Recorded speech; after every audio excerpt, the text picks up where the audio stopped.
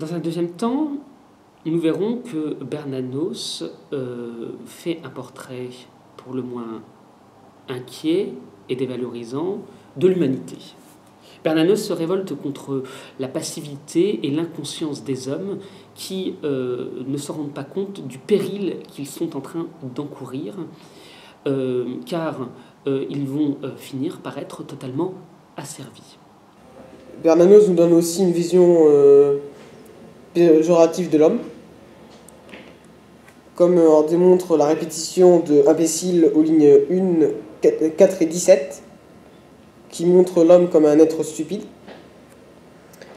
La ligne 5, avec semaine de 5 heures, démontre la fainéantise de l'homme, car la semaine décrite est une utopie.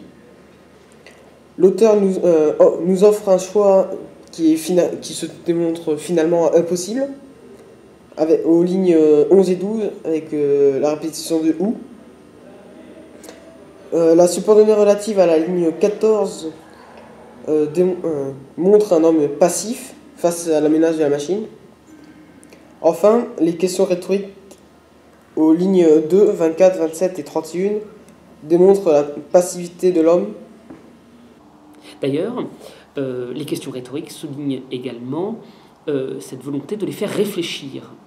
Les hommes pensent qu'ils pourront vivre comme avant, dans cette civilisation, en liberté, mais la civilisation des machines va totalement bouleverser les rapports entre les êtres. Par exemple, pensez-vous vraiment que vous pourrez aller et venir, acheter ou vendre, travailler ou ne pas travailler à la même tranquille bonhomie que vos ancêtres? Ici, on peut s'attarder un tout petit peu sur la répétition de la conjonction de coordination ou qui souligne le choix qui pouvait avant s'offrir aux hommes, mais qui ne se poseront plus aux hommes de la civilisation des machines, comme le souligne la comparaison péjorative avec la même tranquille bonhomie. D'ailleurs, on retrouve exactement la même idée à la ligne 7. Cette hypothèse n'a pas de quoi troubler beaucoup votre inquiétude. Ici, bien sûr, on peut voir une forme d'ironie de la part de Bernanos.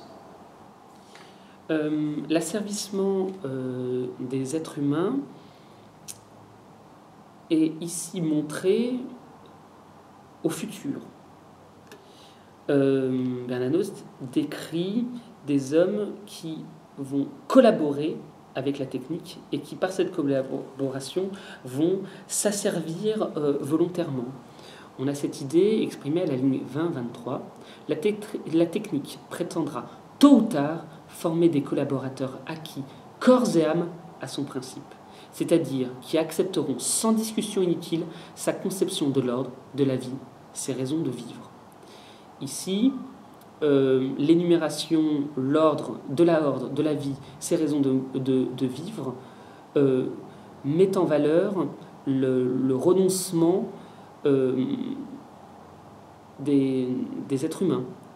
Ils se donnent, comme il dit, corps et âme à la technique. Ils seront ainsi totalement dépossédés.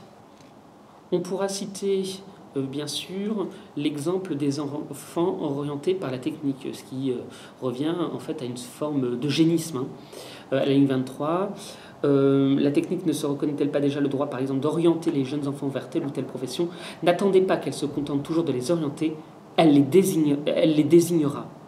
On peut remarquer ici une gradation entre se contenter et, au futur, elle les désignera. À la ligne 28, Bernanos annonce une forme de conclusion avec la conjonction ainsi. Ainsi, à l'idée morale et même surnaturelle de la vocation s'oppose peu à peu celle d'une simple disposition physique et mentale facilement contrôlable par les techniciens. À travers cette phrase, Bernanos montre comment la machine va totalement contrôler les êtres et les réduire comme le montre l'adjectif simple, une simple disposition physique et mentale, redoublée par l'adverbe facilement contrôlable, à la ligne 29. Enfin, on pourra relever la phrase de la ligne 31-32. Pour accepter comme il veut qu'on l'accepte, il faut y croire, il faut y conformer entièrement non seulement ses actes, mais sa conscience. Dans cette citation, il y a deux choses qui sont intéressantes. Tout d'abord, l'anaphore de « il faut », qui souligne le caractère catégorique. L'homme n'a pas le choix, c'est une question de nécessité. Il faut y croire, il faut y conformer. Et on peut relever également, bien sûr, la gradation, les gradations plutôt. Il faut y croire, qui devient encore plus fort. Il faut y conformer entièrement. L'adverbe entièrement a bien sûr une valeur hyperbolique. Et puis ensuite, on a aussi non seulement ses actes, mais sa conscience. Ainsi, la gradation montre la perte totale de liberté.